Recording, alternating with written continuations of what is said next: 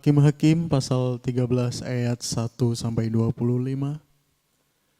Orang Israel melakukan pula apa yang jahat di mata Tuhan, sebab itu Tuhan menyerahkan mereka ke dalam tangan orang Filistin 40 tahun lamanya. Pada waktu itu ada seorang dari Zora, dari keturunan orang Dan, namanya Manoah, istrinya mandul tidak beranak. Dan malaikat Tuhan menampakkan diri kepada perempuan itu dan berfirman kepadanya demikian, memang engkau mandul, tidak beranak, tetapi engkau akan mengandung dan melahirkan seorang anak laki-laki. Oleh sebab itu, peliharalah dirimu, jangan minum anggur atau minuman yang memabukkan, dan jangan makan sesuatu yang haram. Sebab engkau akan mengandung dan melahirkan seorang anak laki-laki, kepalanya takkan kena pisau cukur, sebab sejak dari kandungan ibunya, anak itu akan menjadi seorang nazir Allah, dan dengan dia akan memulai penyelamatan orang Israel dari tangan orang Filistin. Kemudian perempuan itu datang kepada suaminya dan berkata, telah datang kepadaku seorang abdi Allah yang rupanya sebagai rupa malaikat Allah, amat menakutkan. Tidak kutanyakan dari mana datangnya dan tidak juga diberitahukannya namanya kepadaku. Tetapi ia berkata kepadaku, engkau akan mengandung dan melahirkan seorang anak laki-laki.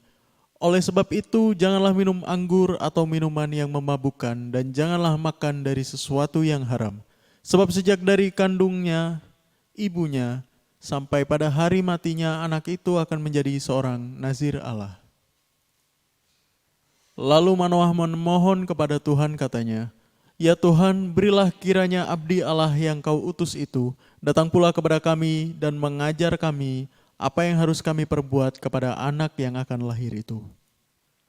Maka Allah mendengarkan permohonan Manoah, sehingga malaikat Allah datang pula kepada perempuan itu, ketika ia duduk di padang dan ketika Manoah suaminya itu tidak ada bersama-sama dengan dia.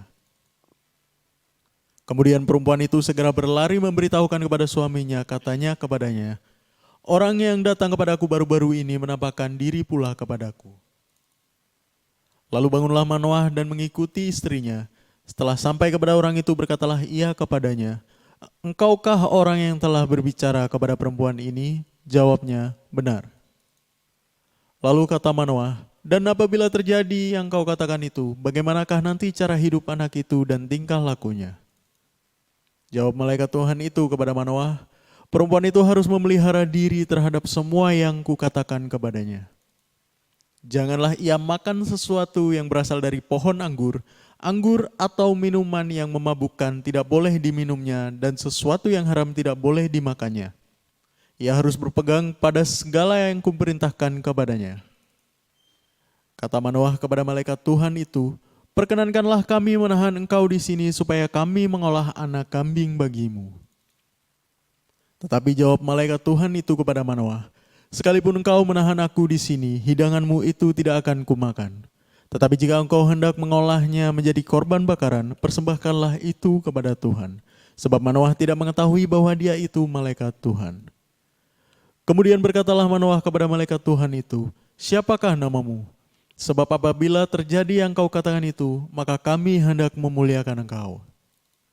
Tetapi jawab malaikat Tuhan itu kepadanya, mengapa engkau juga menamakan namaku? Bukankah nama itu ajaib? Sesudah itu Manoah mengambil seekor anak kambing dan korban sajian, lalu mempersembahkannya kepada Tuhan di atas batu. Lalu diperbuatnya keajaiban sementara Manoah dan istrinya memandanginya. Sedang nyala api itu naik ke langit dari mezbah, maka naiklah malaikat Tuhan dalam nyala api mezbah itu. Ketika Manoah dan istrinya melihat hal itu, sujudlah mereka dengan mukanya sampai ke tanah. Sejak itu malaikat Tuhan tidak lagi menampakkan diri kepada Manoah dan istrinya, maka tahulah Manoah bahwa dia itu malaikat Tuhan. Berkatalah Manoah kepada istrinya, kita pasti mati sebab kita telah melihat Allah.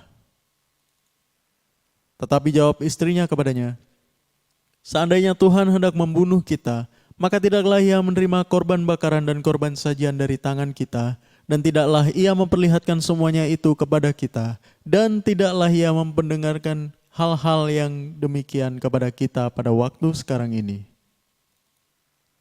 Lalu perempuan itu melahirkan seorang anak laki-laki dan memberi nama Simson kepadanya. Anak itu menjadi besar dan Tuhan memberkati dia. Mulailah hatinya digerakkan oleh roh Tuhan di Mahanid dan yang terletak di antara Zora dan Esitaol. Mari kita berdoa sebelum mendengarkan firman Tuhan. Bapa di surga, terima kasih dan puji syukur jika pada pagi ini Engkau memberikan kesempatan pada hamba untuk menyampaikan firman Tuhan dalam seri Simpson. Bila Engkau berkati hambamu, berkati semua yang terlibat dalam ini semua berjalan dengan baik. Terima kasih Bapa, berfirmanlah pada hambamu siap mendengarkan kebenaran firman Tuhan. Dalam nama Tuhan Yesus, hamba berdoa dan mengucapkan syukur. Amin. Selamat pagi. Saudara, saya akan membawakan daripada seri khotbah mengenai Simpson di dalam 5 sesi, saudara. Hari ini saya akan berkhotbah dengan satu sesi, nantinya kita sambung nanti 4 sesinya. Yang saya coba, saya urut-urutan bahwa ke satu, hari ini kita bicara siapa Simpson itu, saudara. Itu terambil pada kitab Hakim-Hakim 13, 1-25. Saudara. Setelah itu ada 3-4 acara lagi. Yang kedua, kita akan bicarakan bagaimana cara hidup Simpson, saudara. Itu nanti terambil pada Hakim-Hakim 14 ayat 1-20. Yang ketiga, bagaimana cara hidup Simpson mengalahkan bangsa Filistin. Itu terambil dalam Hakim-Hakim 15 1-20. Yang keempat, akhir hidup Simpson itu bagaimana akhirnya. Itu juga terlihat pada Hakim-Hakim 16 1-22. Yang paling terakhir, kesimpulan pada Simpson, bagaimana Tuhan bisa pakai orang yang gagal secara total, itu ada Hakim-Hakim 16, 23-31. Setelah mari kita bahas di dalam hari ini, siapakah Simpson itu? Saudara. Kita baca Hakim-Hakim 13-25, saudara bisa baca sendiri nantinya, karena ayat itu terlalu panjang, saya tidak bacakan, saudara bisa baca sendiri. Siapa Simpson itu, saudara? Saudara, karena saya diberikan waktu cuma 40 menit, kita akan cepat saja untuk memberitakan siapa Simpson itu, saudara. Dan baca sendiri Hakim-Hakim 13, 1-25. Saudara, sebagai pendahuluan khotbah, supaya saudara tahu lebih dulu latar belakang tokoh Simpson ini, saudara. Di dalam Hakim-Hakim sebelumnya, saudara, setelah Yefta mati, saudara, sekali lagi orang-orang Israel itu melakukan yang jahat di mata Tuhan, saudara. Itu kebiasaan orang Israel, saudara. Pemimpinnya begitu baik, dia ikut baik. Pemimpinnya jahat, dia ikut jahat.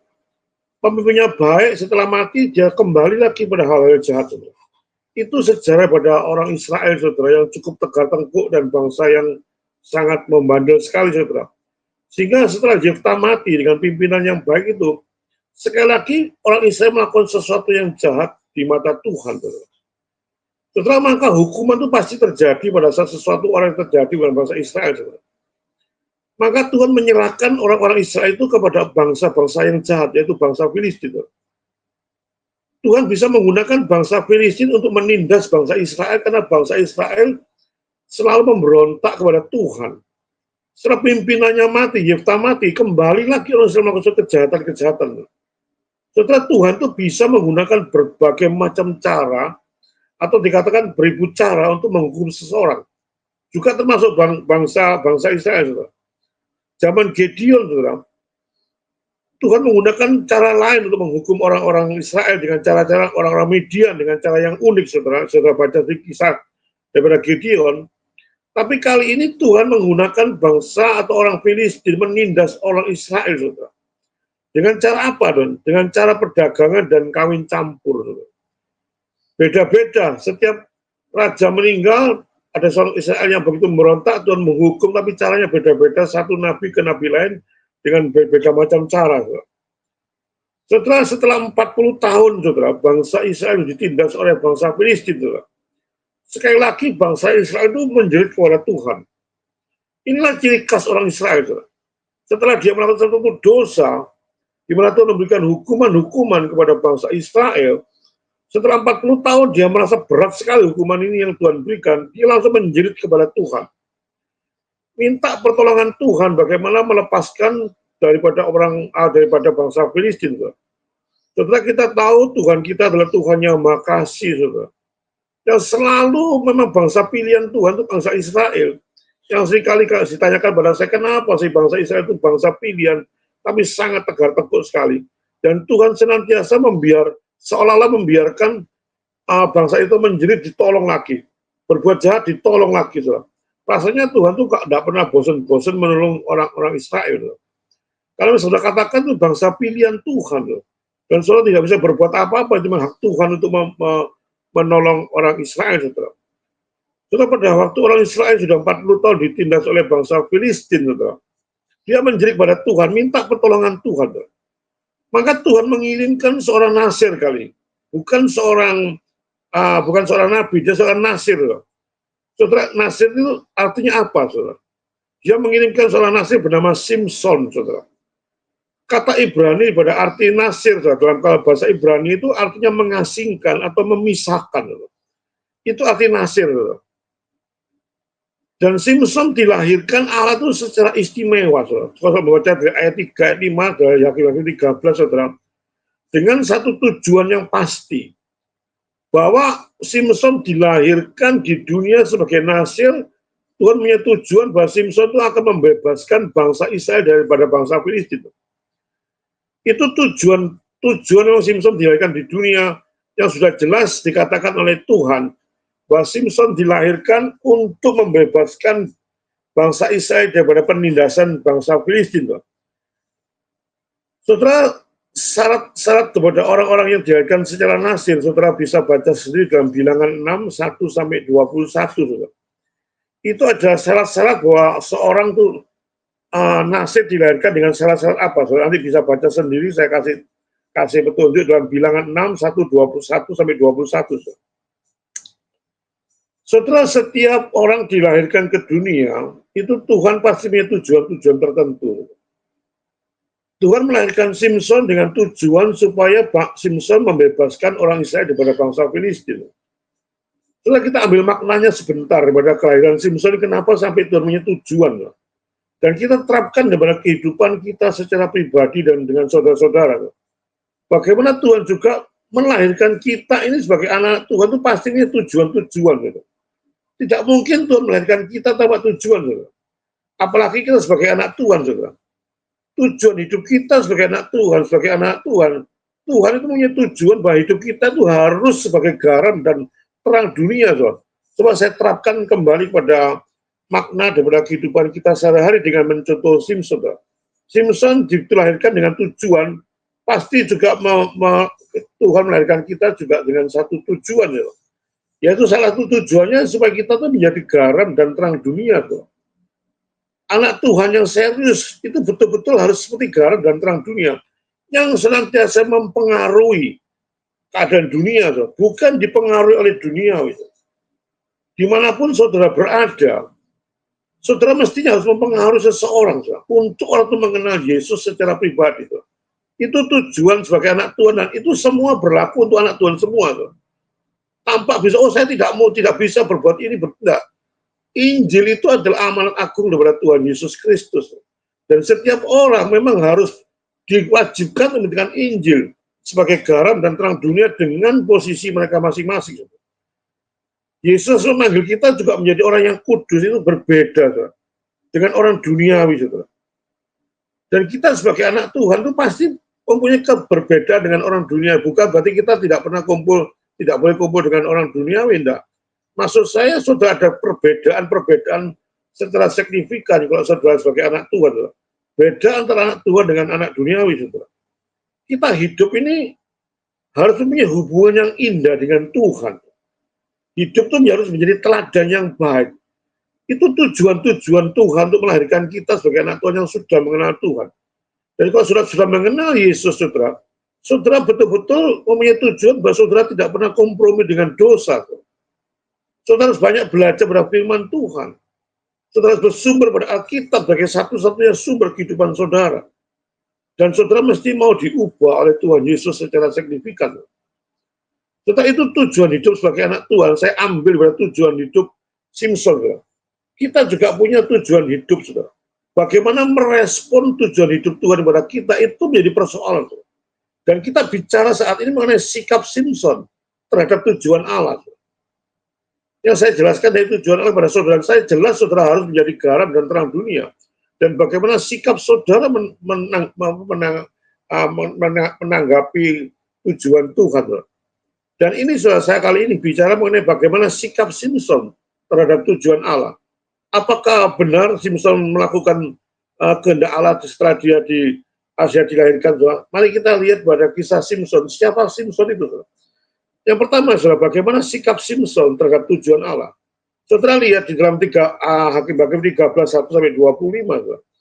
Simpson itu melihat tujuan Allah hanya sebagai legalitas. Saudara. Cuma sebagai apa ya? Sebagai legalitas buat dia seorang nasir. Tapi dia tidak menunjukkan bahwa dia seorang nasir. Saudara. Apa bedanya saudara dengan Simpson?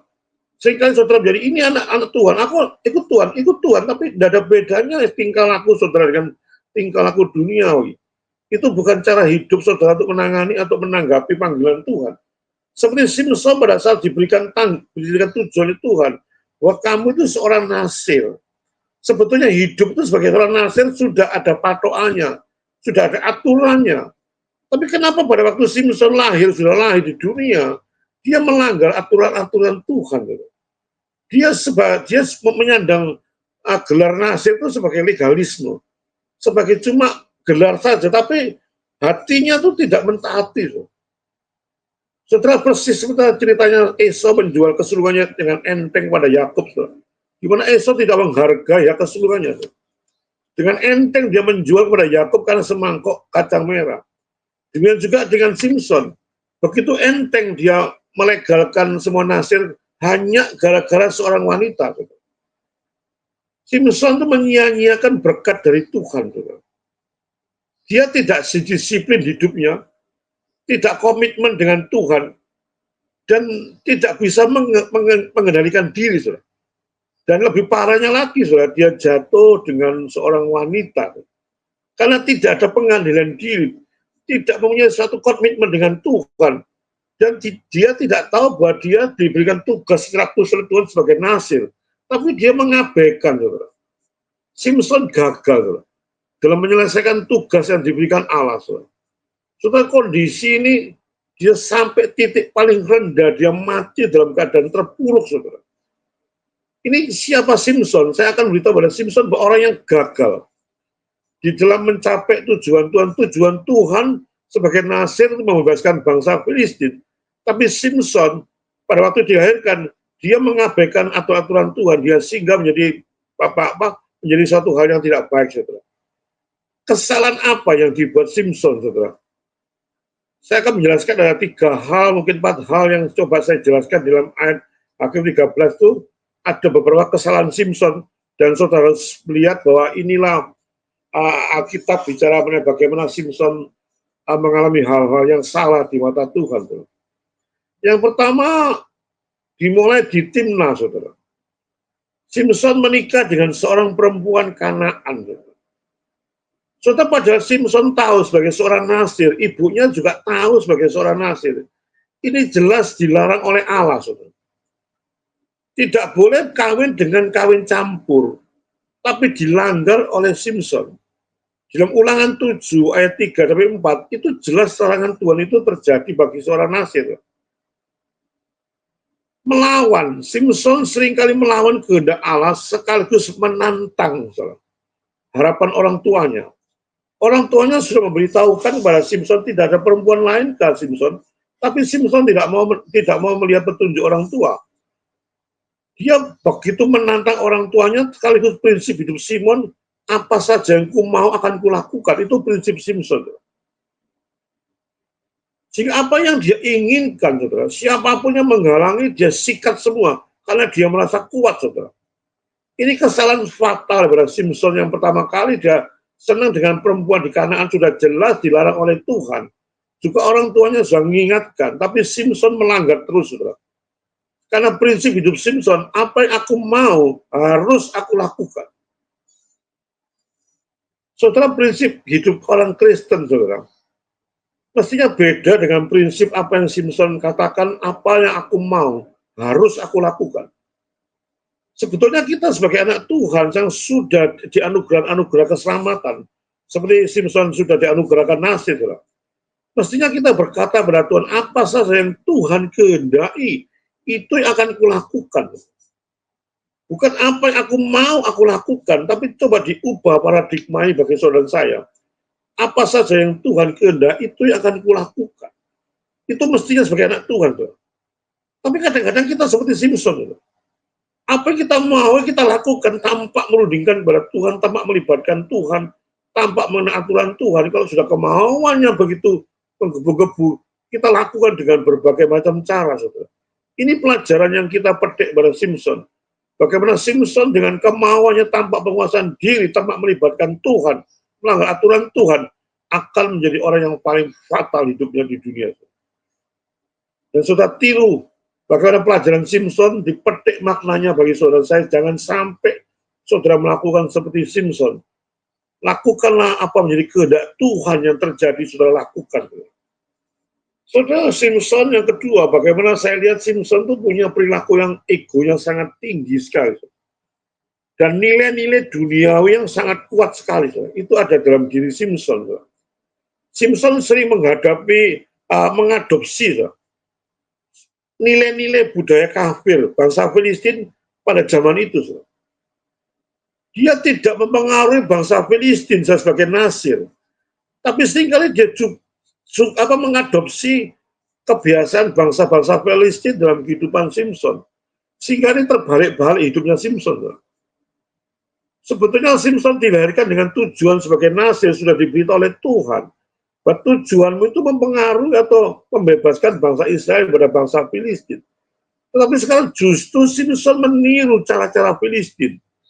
Mengadopsi nilai-nilai duniawi yang seperti saya katakan tadi, kita sebagai anak Tuhan. Itu tujuan hidup kita mempengaruhi, bukan dipengaruhi.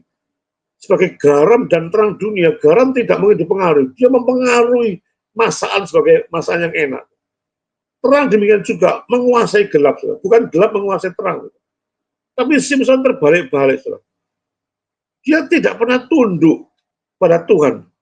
Sungguh menyedihkan sebagai anak Tuhan menyerap atau meniru cara pandangan duniawi yang begitu ngawurnya Simpson adopsi.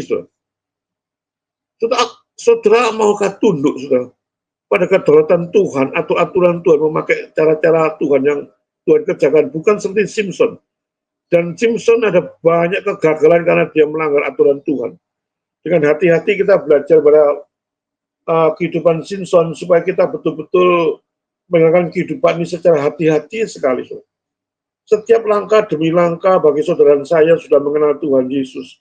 Itu dipikir sebelum bertindak. Dipikir sungguh-sungguh apakah kehidupan kita itu menyenangkan Tuhan atau tidak. Apa kata-kata ini menyakitkan Tuhan atau tidak. Apa perbuatan-perbuatan kita yang lakukan itu membuat Tuhan bangga atau tidak. Jangan sampai seperti Simpson, begitu enak, pandangan mata enak, dia langsung berbuat sesuatu tanpa memandang aturan Tuhan. Egonya terlalu tinggi. Saudara, hati-hati dengan ego ya. Hati-hati dengan kepentingan diri sendiri, saudara. Kalau sudah orang ego, saudara, cara apapun ditempuh untuk bisa egonya itu timbul dengan enak, saudara. Yang ketiga, kesalahan Simpson. Saudara. Simpson untuk mengumbar hawa nafsunya terlalu enak. Melanggar dosa seksual itu dilakukan dengan enteng sekali. Saudara. Tanpa takut pada Tuhan. Saudara. Padahal Tuhan sudah bicara seorang nasir itu hati-hati. Tidak boleh minum anggur. Tidak boleh ada pelanggaran seksual.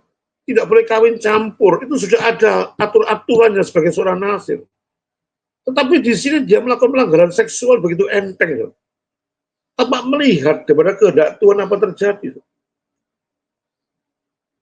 Saudara, dosa satu menyeret pada dosa yang lain.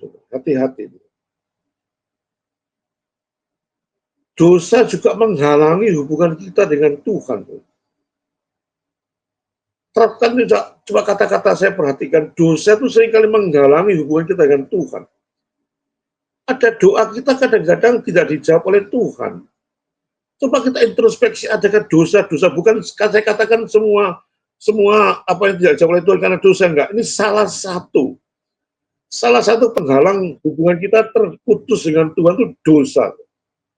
Dan kalau saudara Kalau saudara melihat sesuatu itu, kalau sesuatu terjadi pada saudara, sesuatu yang tidak enak, saudara, yang sering kali saya katakan introspeksi lebih dulu pada kehidupan saudara.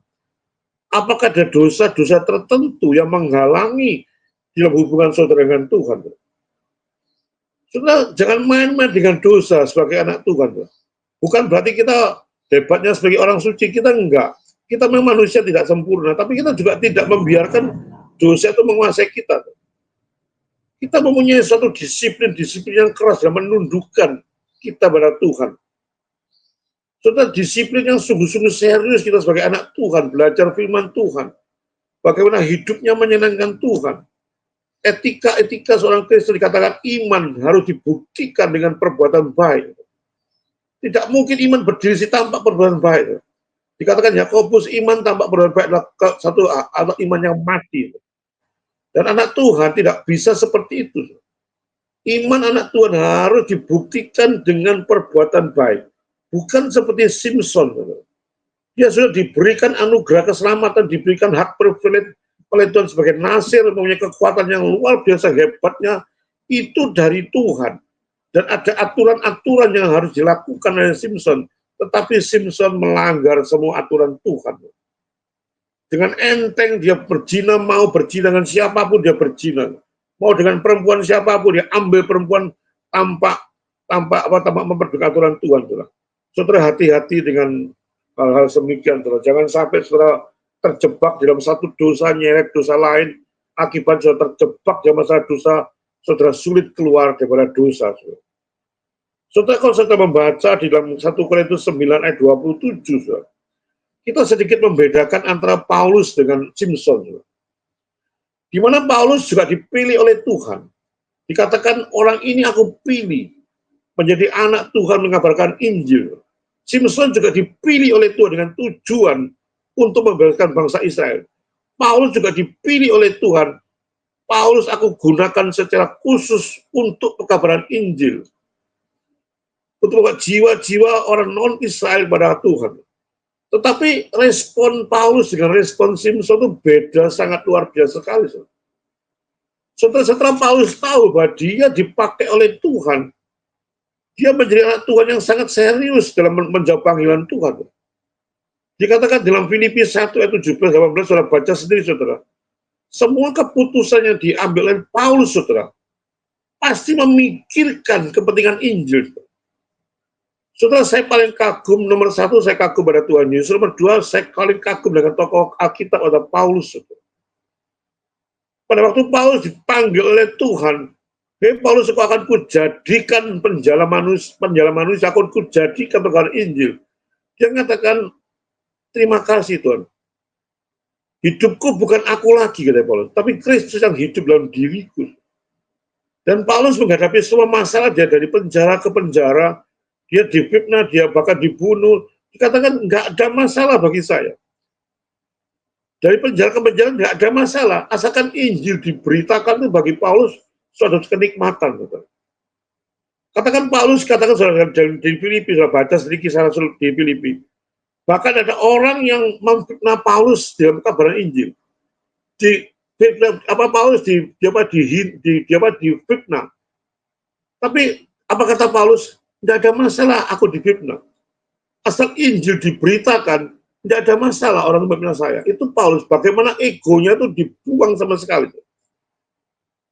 Dia penuh pengorbanan, dia tidak peduli pada dirinya sendiri, asal Injil diberitakan, bagi dia tidak ada masalah. Walaupun dia penuh kerugian, akibat dihina, akibat difitnah oleh orang itu. Tapi kata Paulus, enggak apa-apa, celakalah aku kalau aku tidak memberitakan Injil. Saudara, itulah kita bandingkan Paulus dengan Simpson, bagaimana saudara harusnya menuju kepada satu tokoh Paulus, saudara. Bukan seperti tokoh Simpson. Nanti kedua akan bicara bagaimana cara hidup Simpson lebih luar biasa jeleknya. Nanti ada kedua tuh, dari kedua akan bicara bagaimana Simpson itu mempraktekkan hidupnya lebih jahat lagi di mata Tuhan. Nanti kita khotbah yang kedua, tuh. Tapi khotbah ke satu supaya saudara tahu bahwa inilah Simpson. Simpson adalah orang yang melanggar aturan Tuhan. Simpson yang tidak disiplin. Simpson yang melanggar banyak hal-hal yang menyakitkan Tuhan. Dan kita sebetulnya harus mengambil makna pada Simpson supaya kita betul-betul meniru kepada Paulus, bukan kita meniru Simpson. Di mana Paulus begitu luar biasanya ikut Tuhan. Dikatakan, siapakah si aku ini? Sampai Tuhan mengutus aku. Dan suatu kebanggaan melayani Tuhan. Maka itu saudara sebagai anak Tuhan, pada waktu saudara disodor untuk melayani Tuhan, asal melayani Tuhan dengan serius, saudara. Betul-betul untuk memberitakan firman Tuhan untuk dengan tujuan orang datang kepada Tuhan, bukan tujuan untuk memamerkan diri, bukan tujuan untuk supaya jemaat itu datang kepada saudara, bukan tujuan untuk uang, bukan tujuan untuk pamer, bukan tujuan untuk kekuasaan. Saudara lakukan dengan serius. Tujuan saya memberikan Injil, memberikan firman Tuhan itu tujuan membawa orang kepada Tuhan, bukan membawa orang pada pengkhotbah. Dikatakan aku makin rendah, Tuhan makin tinggi. Saudara jangan pernah mencuri kemuliaan Tuhan. Seperti Simpson itu. Pada saat saudara diberikan saudara pelayanan, maka seperti memberikan 55 melayani, sepanjang ada waktu, sepanjang kita mampu, kita lakukan pelayanan dengan kenikmatan. Bagi saya, pelayanan adalah suatu hak istimewa yang Tuhan berikan. Siapa saya, saudara? Saya sampai dipercaya oleh Tuhan melayani Tuhan. Saudara melayani presiden, melayani raja, suatu kebanggaan sendiri, orang merasa bangga. Saudara. Teman saya itu melayani presiden, jadi anak buahnya presiden itu bangganya luar biasa, dia melayani seorang presiden.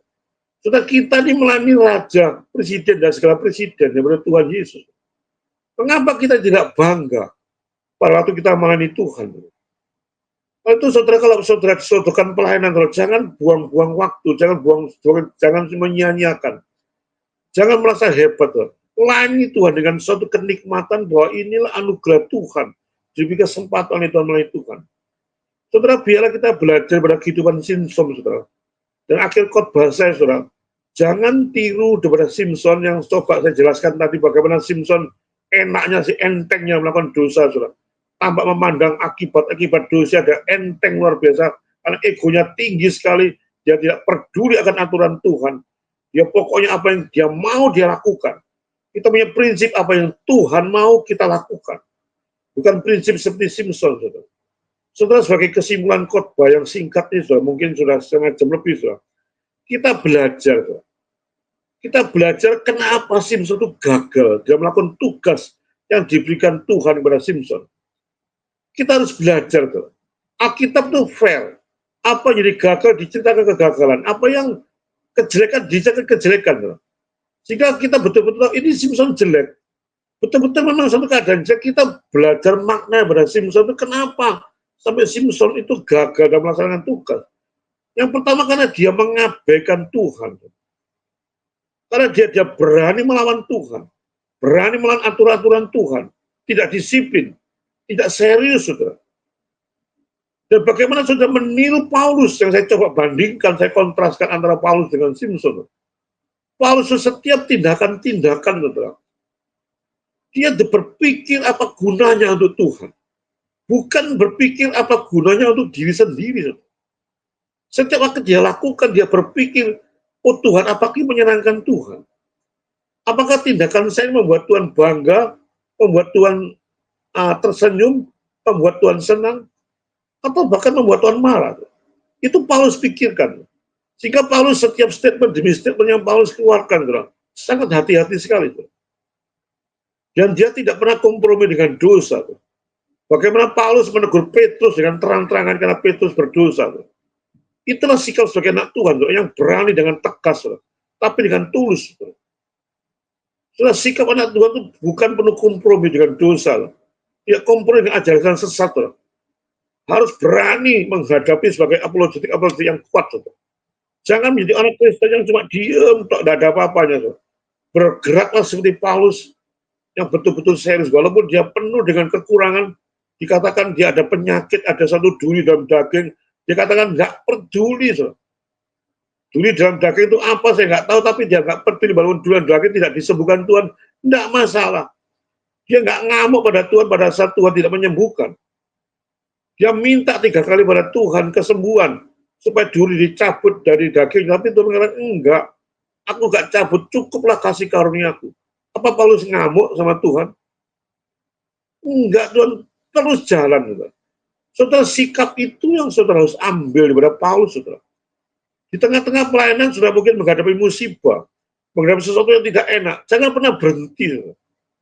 Atau tengah-tengah pelayanan sudah menjadi orang yang sukses, atau sudah melupakan Tuhan karena waktunya sudah ada. Jangan pernah lakukan itu. Hati-hati dengan situasi kondisi yang sudah hadapi, mungkin itu kekurangan, mungkin kelebihan. Pada saat menghadapi pelayanan Tuhan, kok ada musibah, sudah tidak melayani Tuhan. Nggak bisa seperti itu. Atau sudah menghadapi satu jenjang yang enak, makin ekonominya makin mapan, sehingga tidak ada waktu untuk Tuhan. Juga hati-hati dengan keuangan. Dua keadaan yang saya camkan hati-hati. Di tengah, saya tahu, Pan Paulus berkata, aku tahu itu apa kekurangan. Aku tahu itu apa kelebihan. Jika saudara waktu Tuhan memberikan sudah kekurangan, atau Tuhan memberikan kelebihan, saudara sikap saudara harus tunduk pada Tuhan. Jangan pernah meninggalkan Tuhan. Itu sikap Paulus. Yang terakhir, saudara, kita juga harus banyak belajar firman Tuhan. Karena firman itu patokan kehidupan sebagai anak Tuhan. Tidak mungkin sebagai anak Tuhan sudah mengenal Tuhan, ditambah belajar firman Tuhan. Hati-hati ya. Firman Tuhan itu semuanya komplit, semuanya ada. Saudara. Sehingga saudara seorang anak Tuhan mesti belajar firman Tuhan, sehingga saudara menghadapi apapun itu betul-betul kembali pada Alkitab. Saudara. Bukan dengan cara-cara duniawi. Bukan cara-cara sendiri. Saudara. Belajar banyak firman Tuhan, sehingga setiap apa saudara lakukan, apakah betul sesuai dengan firman Tuhan. Bukan bersandarkan pengalaman, saudara. Bukan bersandarkan kehebatan saudara, tapi belajar firman Tuhan. Apakah nilai saya itu betul-betul ada dasar kitab suci atau tidak? Sehingga saudara betul-betul punya satu koneksi yang indah dengan Tuhan itu secara terus-menerus dengan belajar firman Tuhan, saudara. Tuhan itu bekerja luar biasa pada diri saudara saya. Roh Kudus akan menolong setiap saudara minta hikmat. Minta hikmat dari Tuhan itu Tuhan pasti kasih. Mesti dikasih oleh Tuhan. Masa minta hikmat dari Tuhan. Tuhan tolong aku bagaimana mengerti firman Tuhan. Tuhan pasti kasih. Kan itu janji Tuhan. Minta sesuatu apapun belum tentu Tuhan kasih. Tuhan masih mungkin bisa tunda. Atau Tuhan masih tidak ngasih. Tapi kalau minta hikmat. Itu janji di Yakobus. Seketika itu Tuhan kasih. Ini pelajaran yang saya alami, bagaimana saya juga menyiapkan khotbah-khotbah. Pada saat kita menghadapi suatu, waduh ini apa, bagaimana caranya ya? Khotbah ini diapakan ya? Ini diapakan, saya minta hikmat daripada Tuhan. Tuhan tolong berikan hikmat. Oh, saudara, tiba-tiba sesuatu itu dibukakan oleh Tuhan secara ajaib. Disingkapkan oleh Tuhan, oh ini artinya ini. Oh ini tafsirannya ini. Oh ini ada benang merahnya ini ke ini. Jadi, begitu nikmatnya saudara minta hikmat kepada Tuhan, Tuhan tuntun saudara. Sehingga saudara selalu punya hubungan yang indah dengan Tuhan. Saudara, biar akhir khotbah saya itu membuat satu kesimpulan yang jelas. Saudara belajar bagaimana Simpson gagal, supaya jangan tiru. Kedua, kita harus banyak belajar firman Tuhan, dan tirulah cara Paulus, saudara. Amin, saudara. Kita selesai dalam 33 menit, Pak. Mari kita berdoa. Bapa di surga, terima kasih hamba sudah mendengarkan, sudah memberitakan firman Tuhan. Kiranya Roh Kudus menguasai setiap firman kami beritakan supaya berguna bagi orang mendengarkan dengan firman Tuhan. Mereka betul dilibatkan, mereka betul-betul dikuasai oleh Tuhan sehingga mereka mendekatkan kepada Tuhan, bukan mendekatkan kepada pengkhotbahnya. Bila firman itu membuat kehidupan mereka berubah secara drastis dengan banyak belajar firman Tuhan dan betul-betul meniru, mempelajari kenapa Simpson gagal dalam kehidupannya itu. Terima kasih Bapak. Dalam nama Tuhan Yesus, saya berdoa dan mengucapkan syukur. Amin.